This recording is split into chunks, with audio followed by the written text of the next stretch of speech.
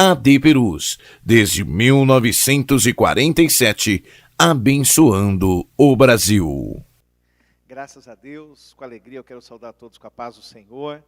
Você, nosso amigo que está aí ligado nesse programa, nessa live, Deus tem uma palavra para a sua vida, em nome de Jesus. Aqueles que podem, trouxeram, abra sua Bíblia. Quero ler com você um texto hoje que está no livro de 1 Reis, um texto que está no livro de 1 Reis, e nós queremos compartilhar um texto no capítulo 17. Aqueles que trouxeram a palavra do Senhor, acompanhem conosco, por gentileza. Hoje nós vamos estar trabalhando um tema aqui, numa pregação palestra. A verdade é que todo pastor pentecostal, na hora de dar palestra, sai um terra junto, não tem jeito, né? Então isso é natural. Mas louvar a Deus, enquanto você localiza o texto, pela vida do Madem Brasil, esse que é um dos maiores congressos de jovens da nossa nação. E eu falo da nossa nação porque nós estamos no Brasil, mas é um dos maiores congressos de jovens do mundo.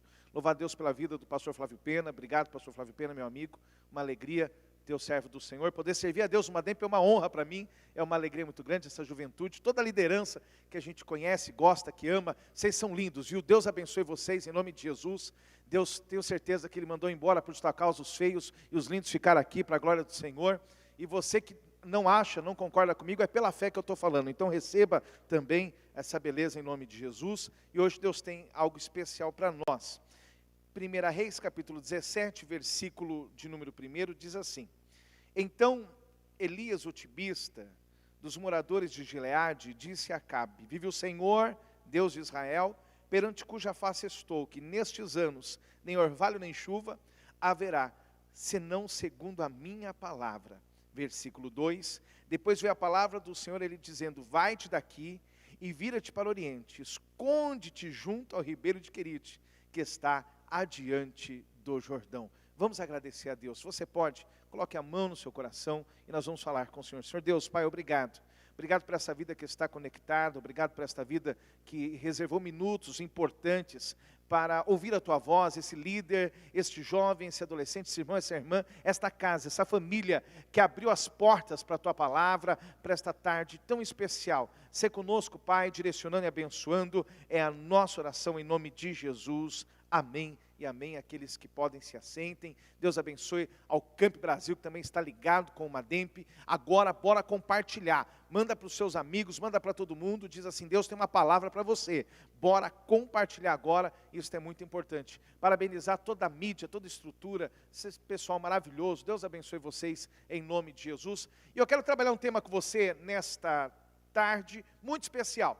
A ideia dos Jovens em Ação, que tem sido um programa muito bom na nossa TV AD Perus, justamente com a finalidade de orientar, de direcionar. Então hoje eu queria trabalhar com você, através da vida de Elias, alcançando a juventude, alguns pontos são muito especiais. Hoje vou usar duas palavras que vão marcar a mensagem para que você guarde e não esqueça mais. A primeira palavra é crise.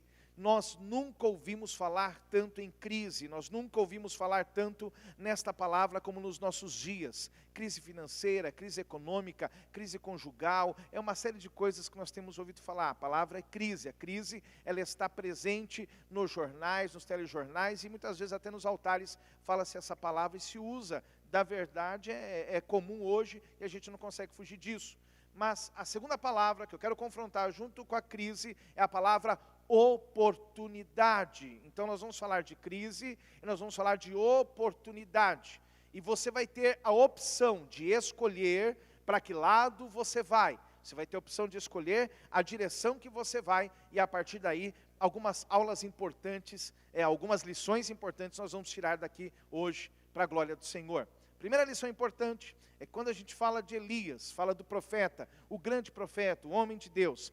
A gente percebe que ele é um tibista, ele vem de um lugar pequenininho, ele vem de um lugar que se você olhar no mapa de Israel você nem encontra, é um lugar muito pequeno, ele vem de um lugar desconhecido, não é uma cidade conhecida por alguma coisa. Nós temos a cidade da uva, a cidade do boné, a cidade da roupa, a cidade da costura. Ali, Elias, ele não a cidade dele não tem nenhuma referência, não está nem no mapa. Então a gente pode colocar aqui que essa é a primeira crise. O lugar de onde eu vi é muito simples, o lugar de onde eu vi é muito humilde, ninguém tem uma referência de alguma coisa boa de lá. Isto é uma crise, ou pode ser uma oportunidade. Talvez ninguém conheça o lugar que você veio pelo lugar em si, mas quando você for alguém que estiver exatamente aonde Deus quer que esteja, eu vou ver uma oportunidade. Vão conhecer a sua rua porque você é de lá. Vão conhecer o seu bairro porque você é de lá. Vão conhecer a sua igreja porque você é de lá. Você vai levar o nome da sua família porque você é de lá. A primeira oportunidade ou crise é esta. Não importa qual é a sua origem, da onde você veio, família simples, humilde. Talvez você não veio de uma família pastoral, sacerdotal. Talvez você não veio de uma família real. Não importa. O seu chamado é celestial, e é esse chamado celestial que vai contar a partir de agora. É ele que está valendo, oportunidade ou crise. Ninguém conhece meu nome, mas conhece o nome do teu Pai. Ninguém conhece meu nome, mas conhece o nome do teu Deus. E se não conhecer, a partir de você, do seu testemunho, da sua vida, vai passar a conhecer, vão ter que reconhecer quem é o Senhor na sua vida. Oportunidade ou crise. Olha que interessante. A primeira vez que o profeta fala, ela é emblemática. Vamos lá, só para você que está ligado comigo na live, vamos pensar comigo. Lembra o primeiro hino que você cantou? Você lembra a primeira palavra que você pregou? Naquela época, você cantava, era mais uma questão de pai e mãe que acreditavam em você, essa é a verdade, e depois foi melhorando com um pouquinho pela graça de Deus. Mas você lembra, você errou, não lembro. Eu lembro da primeira palavra que eu preguei, ao invés de pregar a palavra, eu falava glória, glória, glória, glória. O pessoal achava que eu estava sentindo poder, não era sentindo nervoso. Eu estava nervoso, glória, glória, glória. Eu devo ter falado 282 glórias na mensagem, aproximadamente, ainda bem que ninguém gravou aquilo. Mas Elias chega e ele tem uma atitude interessante, ele se aproxima do rei. Deus coloca no coração dele uma palavra para falar com o rei, e ele vai dizer para o rei é o Acabe. Acabe consegue ser o pior rei que Israel já teve. Acabe consegue ser o pior rei que aquela nação já teve. E ele consegue casar com a mulher mais ruim que tinha naquela época também. Não adianta, toda panela amassada tem uma tampa furada, essa é uma verdade, então tome cuidado. Viu? Agora, Acabe é ruim, a mulher dele é ruim, e ali Israel está vivendo um processo terrível. Aí, automaticamente, a gente identifica, é uma crise, é um problema, é uma crise. Mas do outro lado, Deus está levantando um dos maiores profetas que aquela nação já conheceu. Alguém está olhando crise, mas o céu está dizendo, é oportunidade de eu levantar alguém diferente nesse tempo para mudar a história. O mundo estava dizendo, é crise, Israel está em crise, e o céu está dizendo, não, é oportunidade, vou levantar um desconhecido, não é de família sacerdotal, mas quando ele levantar a sua voz, eu no céu vou assinar embaixo o que ele falar aqui na terra. Oportunidade ou crise? Para Israel era crise, mas para o céu uma oportunidade de mudar a direção. Você vai fazendo uma escolha, oportunidade ou crise. Agora, quando ele fala, e aí ele diz, não vai chover, não tem orvalho, não tem nada. Na mesma hora, Deus dá uma direção para ele. E aí tem um ponto que é importante nisso. Seria o terceiro ponto. Quando houver seca no mundo inteiro, a nação de Israel era árida por natureza. Quando houver seca em todos os lugares, Deus preparará um ribeiro para os seus. Quando houver seca em todos os lugares, Deus preparará um ribeiro para os seus. Explica diferente, pastor, explico. Existe o lugar que tem água que só Deus conhece, aonde os seus vão poder buscar na fonte. E agora eu preciso falar de forma bem didática, mas bem profética também. Nunca faltou tanta água, e nunca Deus proveu tantos ribeiros escondidos. Tem ribeiros onde a gente vai buscar, e a gente sente a água fresquinha. E quando Elias chega no ribeiro para beber a água, ele recebe uma notícia interessante. É um congresso de jovens, então me permita usar uma linguagem jovem, pastor Flávio Pena. Você sabe que a Bíblia, pastores, todos, a Bíblia, ela muitas coisas que as pessoas fazem hoje é bíblico, ok? Vou dar um exemplo. Quem criou o restaurante self-service foi Deus. Foi. Ele falou assim, ó, todo dia vai ter o maná, vocês vão lá e pegam. O self-service. Foi o Senhor que criou. Você vai lá, pega.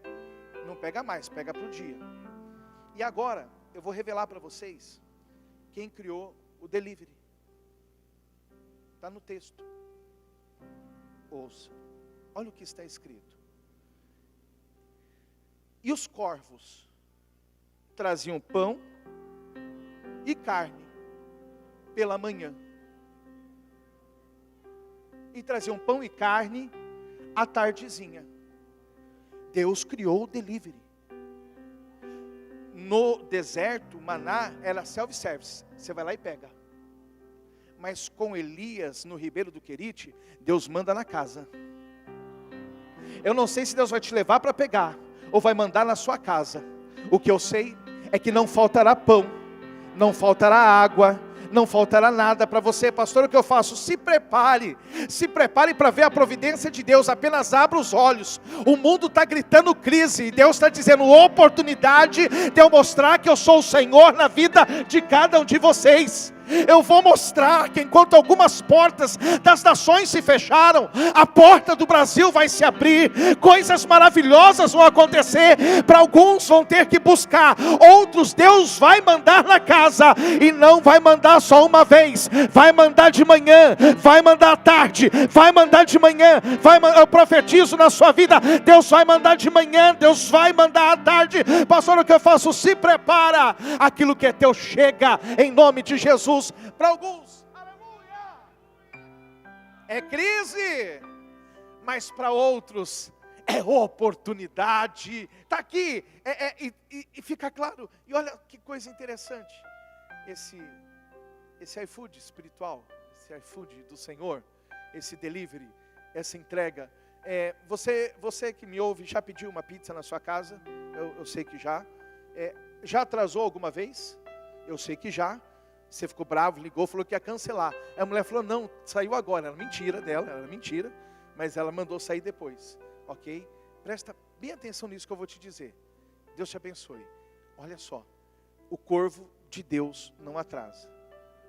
A entrega de Deus não atrasa. A entrega do Senhor chega de manhã e chega à tarde. Chega de manhã e chega à tarde. Se Elias estivesse com alguém, ele ia falar 11h59, espera 1 minuto, vem vindo de lá, vem vindo de lá, vem vindo de lá, vem vindo. Não atrasa, não atrasa, não atrasa. Pastor, o que você quer dizer? Alguns estavam passando fome, isso vai acontecer, mas para os seus, para os escolhidos, para aqueles que tiveram coragem de falar e declarar, aqueles que não tiveram medo do rei, não tiveram medo da Jezabel, esse Deus vai cuidar. Jovem, não tenha medo das autoridades que estão contra o evangelho. Pregue a palavra, cante, louve, adore. Tem Jezabel se levantando contra a vida de muita gente, mas você será guardado pelo Senhor. Deus vai te esconder, Deus vai te proteger, Deus vai te guardar. E quando a fome chegar, chega a providência. Quando a fome chegar, chega o corvo, chega o pão e chega a carne, em nome de Jesus. Porém, tem um ponto que é importantíssimo a gente trabalhar na vida do jovem. Você moça, você rapaz, homem tem muito disso, né? Em casa eu tenho alguns sapatos. A Midian tem um pouco mais que eu, a minha esposa. As irmãs, parece que tem um espírito da centopeia. Se pudesse ter um monte de pé, é um negócio bem colorido que elas iam fazer, muito estranho isso. Os homens não. Os homens têm um sapato só que gosta dele demais. Ele é feio, mas os dedos acomodam de uma forma maravilhosa. Você sente uma paz quando você põe aquele sapato? Você até chora. E aí, nós temos uma dificuldade. Se a gente gosta tanto de uma coisa, que usa sempre. Às vezes o mesmo terno, às vezes o mesmo sapato, se acostuma muito com aquilo. E o jovem tem uma característica interessante. Deus dá uma saída para ele, alguma coisa que deu muito certo. E ele continua acreditando nisso, que deu certo, que deu certo, que deu certo. E ele vai, e ele continua, deu certo, deu certo. E às vezes a gente precisa virar a chave. Eu vou falar uma coisa aqui com você, presta bem atenção. E não perde isso. Não perde isso agora. Existem bênçãos, mas existem tempos para essas bênçãos. E toda a providência de Deus, ela tem um tempo. É um tempo determinado. E chega uma hora que as coisas precisam mudar. Me permita compartilhar um testemunho meu pessoal. Quando eu aceitei Jesus, que eu fui numa igreja, eu tinha 16 anos. Eu era da mocidade, lá na mocidade tinha 5 jovens. Um dos jovens era a irmã Ana. A irmã Ana tinha quase 70 anos. Era o jovem da igreja, solteira, tadinha, tá? Jovem. A outra jovem da igreja era minha mãe. Minha mãe era jovem da igreja. Tinha um casal de jovens que era jovem de verdade. E tinha eu e mais uma pessoa. Penso numa mocidade estranha. Não tinha ninguém jovem lá, na verdade. Só que aquela mocidade era a única mocidade que eu conhecia. Então, para mim, ela era top. Ah, minha mocidade é bacana demais. E um dia, eu saí com essa mocidade, que era top, para ir visitar um congresso. Primeiro congresso que eu fui. Era na Vila Miriam, pastor Samuel Valadares, quem pregava era o pastor Rogério Costa. Todo mundo lembra desses nomes aqui. É tudo velho aqui, viu, esse pessoal aqui, não repara não. E quando eu cheguei lá, tinha um grupo de jovens, de 80 pessoas cantando. Um outro de 120, aqueles corais imensos. O outro de 60, o outro de 100. Cada um que cantava, aquela divisão de vozes. Eu não sei se era 12, 14, 16. Eram muitas vozes que tinha ali, de divisão. Eu chorava, olha que coisa bonita. Um cantava, o outro cantava. Eu achava aquilo maravilhoso. Ai, que coisa linda. Aí depois, quando chegou a nossa vez de cantar, a gente era só em 5. Nós tínhamos alugado uma Kombi, mas usou só metade da Kombi, porque não precisava usar a Kombi inteira, era pouquinho. Quando a gente chegou lá para cantar, a regente levantou num desespero. Quase chorando, a regente, quase chorando. Ela levantou assim, quase chorando. E não era a presença de Deus, não, era medo e preocupação, porque só tinha grupo grande lá. E na hora de cantar, ela falou, canta alto. Canta alto. Com medo daquela turma. Nós cantamos, Deus honrou. Aquele pastor pregou e foi uma bênção. Quando Deus falou conosco, o poder se manifestou. E no final, guarde bem isto, no final, as pessoas entraram na Kombi, voltaram embora, o meu grupo de 5 estava triste. E eu feliz, eu radiante com aquele evento, com aquele congresso. Quando eu perguntei por que eles estavam tristes, minha mãe falou, a gente está com medo de você sair da igreja. Falou para mim. Falei, mãe, por que você está com medo de eu sair da igreja, se eu gosto da igreja? Ah, porque você vê essa igreja, tem um monte de jovem, tem um monte de pessoas, você aqui na igreja não tem jovem nenhum, então certamente você vai querer congregar em outro lugar. Pensamento da minha mãe. Eu falei para ela assim, mãe, com todo respeito, embora quando a gente é jovem, a gente não é todo respeito não, né? Mas eu falei do meu jeito, mãe, com todo respeito, Deus me chamou nesta igreja pequena, para que eu crescesse aqui. Se Ele quisesse numa igreja grande, Ele teria me chamado numa igreja grande. Eu só sairei daqui o dia que o Senhor quiser.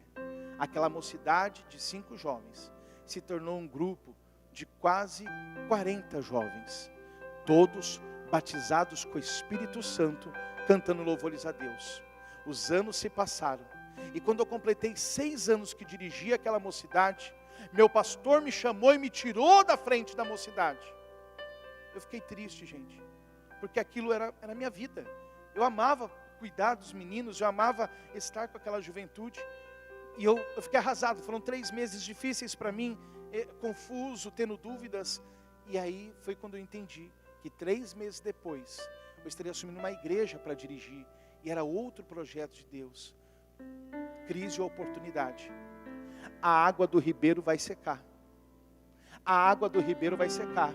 Mas quando a água do ribeiro vai secar, não quer dizer que Deus parou de cuidar. Quando a água do ribeiro secar, quer dizer que Ele vai cuidar de outro jeito. A providência não virá daqui, a providência virá de lá. A água do ribeiro vai secar, eu já estou te avisando. É uma providência momentânea. Por quê? Porque agora vem algo diferente para a sua vida. Eu sinto a autoridade do Senhor para dizer que ministérios vão ser mudados nesse Umademp. Ministérios serão alterados neste Umademp. Pastor, eu cantava, agora você vai cantar com unção e graça. Deus vai curar. Pastor, eu cantava, você vai cantar e Deus vai te usar em revelação. Pastor, eu pregava, você vai pregar. E sem pôr as mãos, Jesus começará a batizar com o Espírito Santo.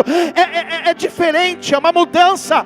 O ribeiro seca, mas vem outra providência. Qual que vem? Aleluia! Ouça. Pastor Renato, quando o ribeiro seca, Deus fala com Elias, dizendo assim, Elias, fica tranquilo que eu vou cuidar de você. Aí Elias sorriu e fala, glória, Deus vai cuidar de mim. E aí Elias pergunta para Deus, eu ia perguntar para Deus, Senhor, e para onde é que eu vou? Onde é que o Senhor vai cuidar de mim? Aí Deus fala para ele assim, eu preparei uma casa top para você ir. Aí Elias, com toda humildade, pensou no palácio, né? Lá é top, no palácio, tem umas coisas bacanas lá, tem empregados. Aí, onde é que é a casa, Senhor?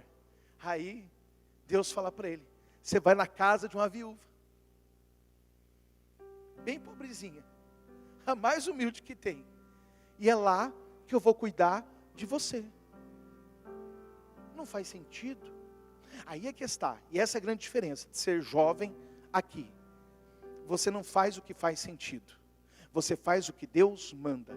E quando eu faço o que Ele manda, que não faz sentido para mim, mas faz sentido no céu, isto abre portas para trazer bênçãos para a nossa vida. Por favor, não faça o que faz sentido, faz o que Ele manda. Não faz o que você está sentindo, faz o que Ele orientou.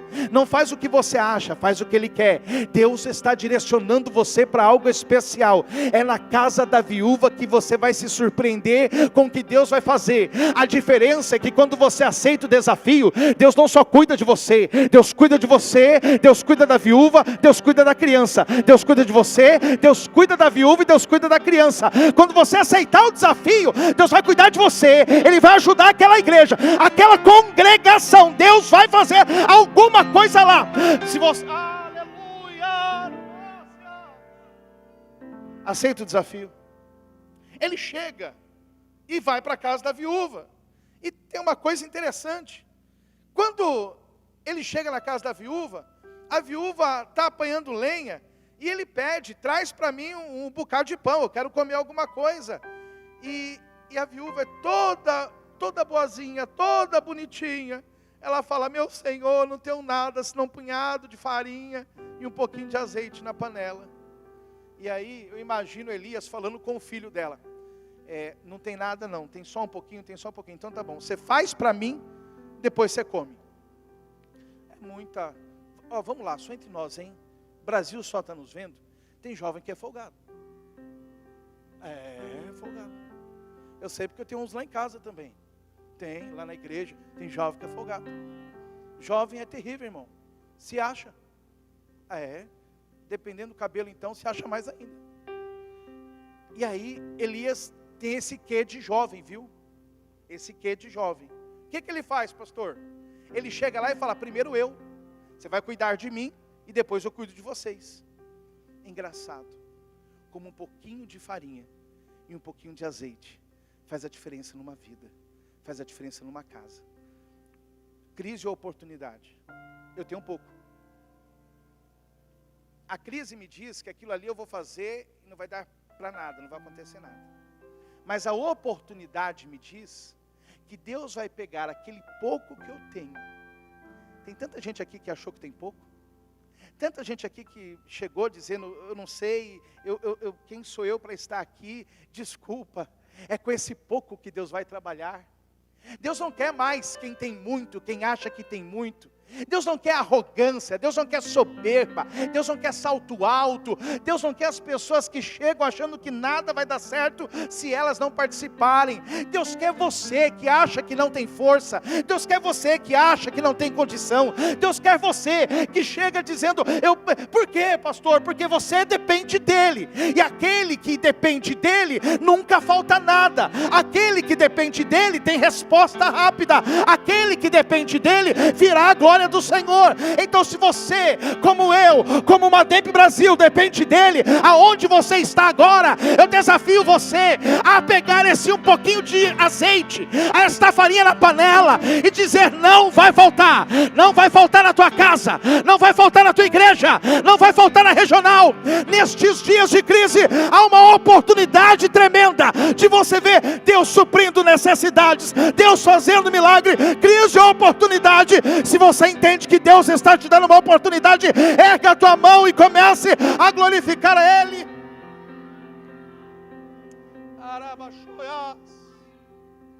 Mas a crise está feita, as coisas estão acontecendo. É interessante porque é um ministério diferente. Eu me lembro, eu estava em casa, irmãos, eu era jovem ainda, magro, em algum momento da vida eu já fui. E quando eu estava lá em casa, o cabelo eu tinha e tenho, graças a Deus.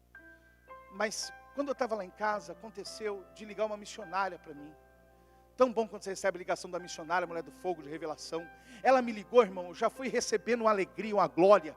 A hora que ela me ligou, eu só faltei pular. Ela disse, irmão André, Deus mandou te ligar. Eu falei, liga, aleluia, pode falar. Estava com a vida certinha, então eu sabia que não tinha B.O. nenhum, era só a bênção mesmo. Pode falar que vamos ouvir. Aí ela disse assim para mim, Deus mandou te ligar e te pedir uma cesta básica. Irmãos, eu olhei assim no telefone assim, pensei, essa irmã está viajando. Ela está fora da visão de Deus. Eu não tenho nem para mim. Naquela época a gente comprava o cachorro quente com passe. Você lembra disso? Se você lembra, você não é tão... ok. Vamos lá. E aí eu não tinha, vale transporte, eu não tinha para fazer isso. Eu estava numa situação terrível financeira. E eu falei, irmã, eu já recebi aqui e já entendi o mistério de Deus.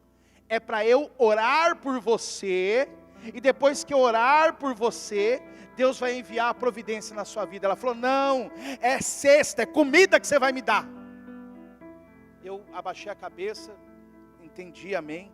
E ela colocou uma brasa acesa na minha cabeça muito grande.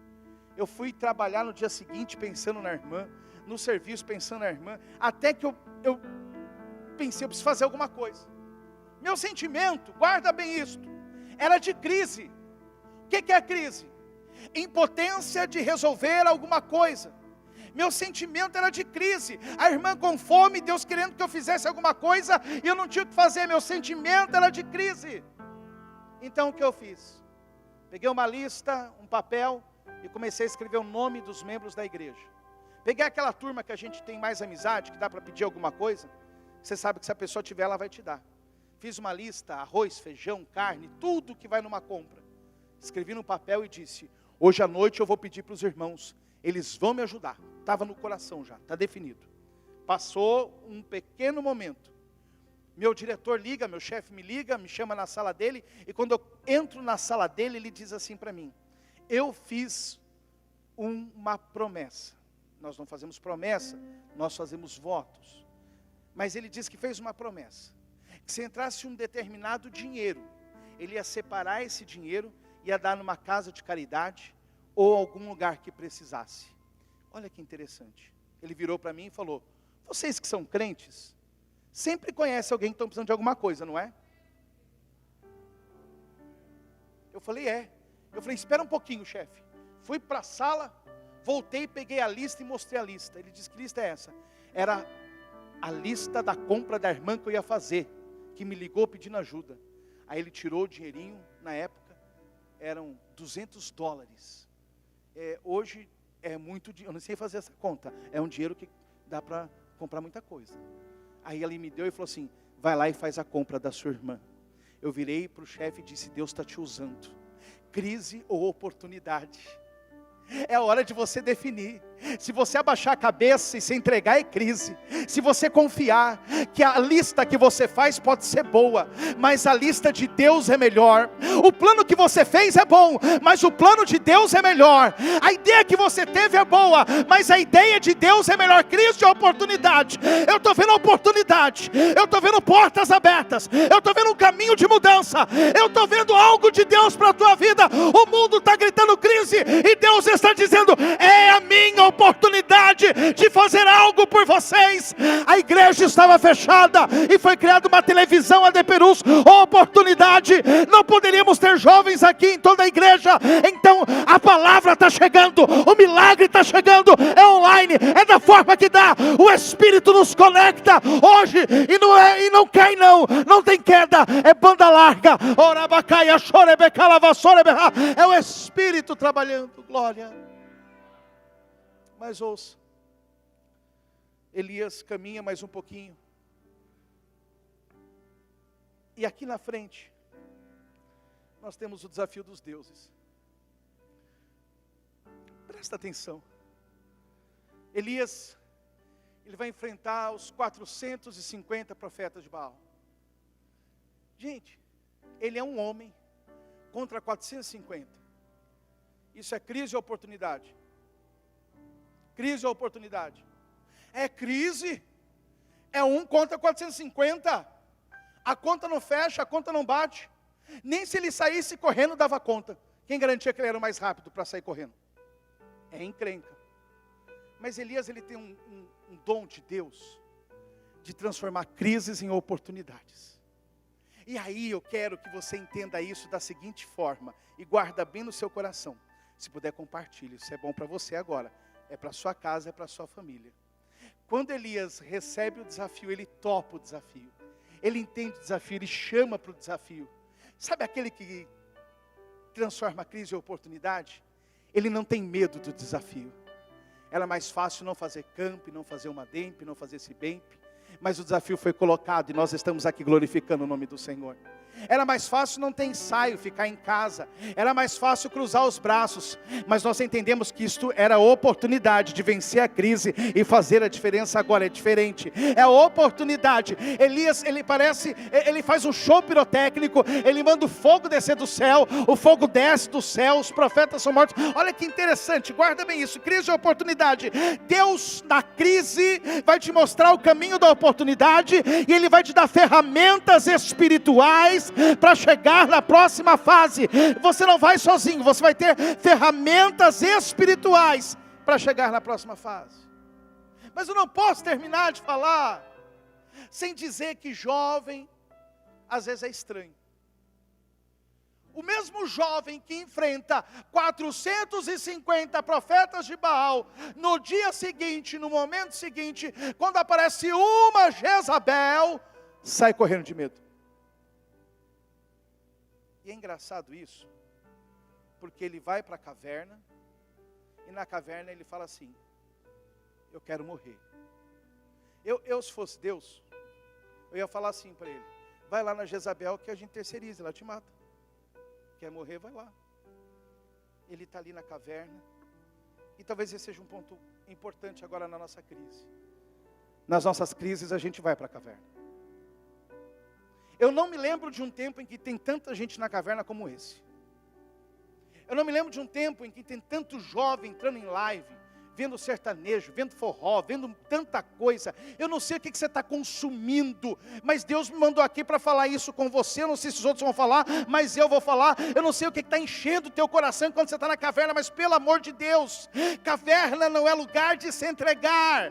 Caverna é lugar de ouvir a voz de Deus, ter uma direção clara, porque caverna não é residência fixa. Caverna é parte, caverna não é o fim, caverna é um pedaço, caverna não é o fim, caverna faz parte, mas a caverna acaba, a caverna fecha. Um dia você sai dessa caverna, mas quando sair, sai ouvindo a direção de Deus, sai entendendo a voz do Senhor, sai compreendendo o que Ele está falando. Talvez lá na caverna você não viu fogo, talvez na caverna nada tremeu, mas tem um vento lá, tem um vento do Senhor, é a voz dele dizendo, vem, vem Anderson, vem Maria, sai da caverna Felipe, sai daí Rafael, vem, eu quero você fora, eu quero usar a sua vida, você foi chamado, você foi escolhido, está na crise, mas eu estou te dando uma oportunidade de ouvir a minha voz.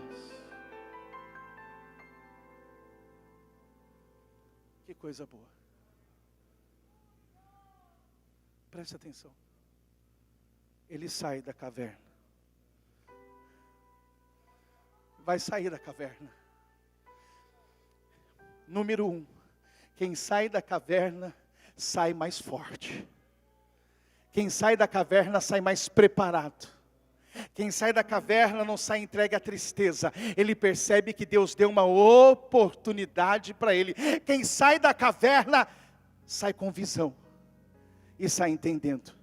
Sai sem medo.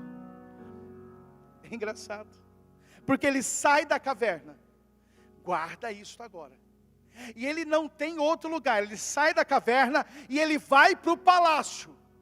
Quem sai da caverna sai com coragem para ir diretamente, não é depois não, sai com coragem para ir diretamente para a cena do crime, sai com coragem para ir para o lugar da guerra, e quando chega lá, ele quer falar com quem? Quero falar com Acabe, quero falar com Jezabel, quer falar o quê? Vai chover.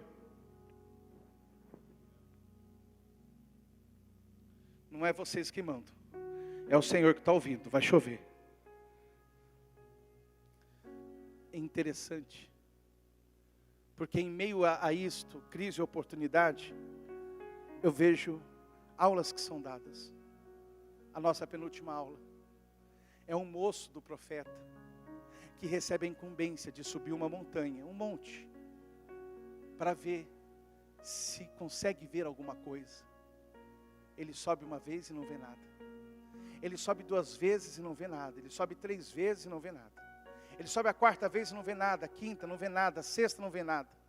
Talvez muitos de nós acharíamos que isso é uma crise e desistiríamos. Mas na 7ª vez, ele vê um negócio pequenininho. Uma nuvem. Do tamanho da mão de um homem.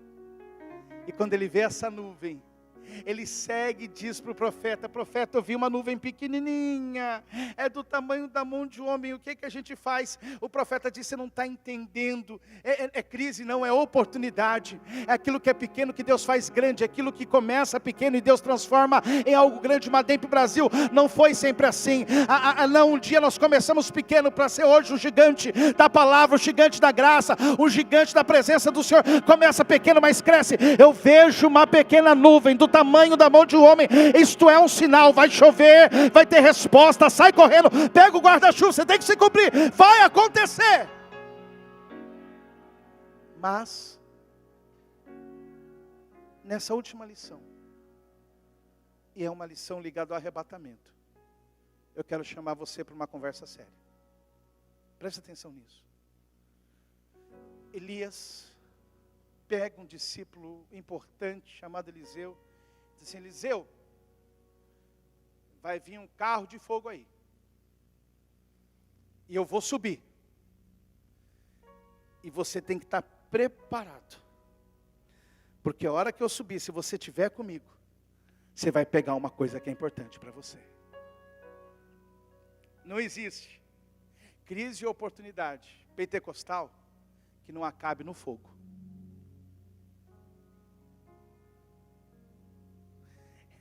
A nossa história vai acabar no fogo. Eu vou profetizar. Até o final deste Mademp Brasil, pessoas que estão neste ambiente serão batizadas com o Espírito Santo. Vai terminar no fogo. Vai terminar diferente. É interessante porque é crise ou oportunidade. Para Eliseu agora, o meu mestre vai subir, e o que eu faço? Você fica, pega a capa, porção dobrada, tem mais para a sua vida. Não vai ficar sozinho, é a oportunidade de ter porção dobrada, é agora. A gente vai acabar no fogo. Aonde tem fogo? Se você pode, aí na sua casa, põe a mão no seu coração. Se você pode, aqui na igreja, fique de pé. Características do fogo. Número 1.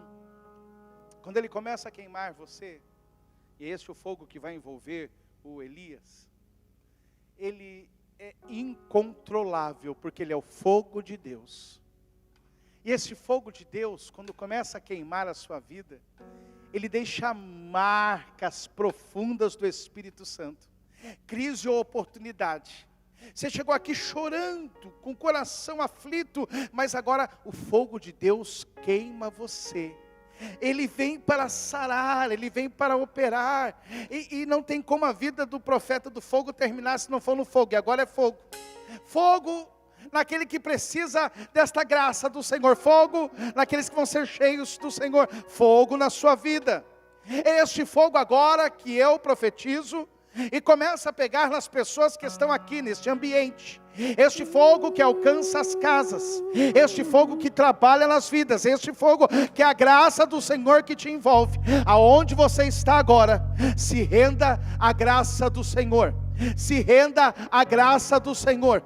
Se renda à graça do Senhor. Se renda à graça do Senhor. Se renda à graça do Senhor. Elias, o carro está chegando, é o fogo do Senhor. Ele vai te envolver. Ele vai, não resista ao poder de Deus que envolve, ao poder de Deus que vem. A reação do Senhor, pastor. AD Perus, desde 1947, abençoando o Brasil.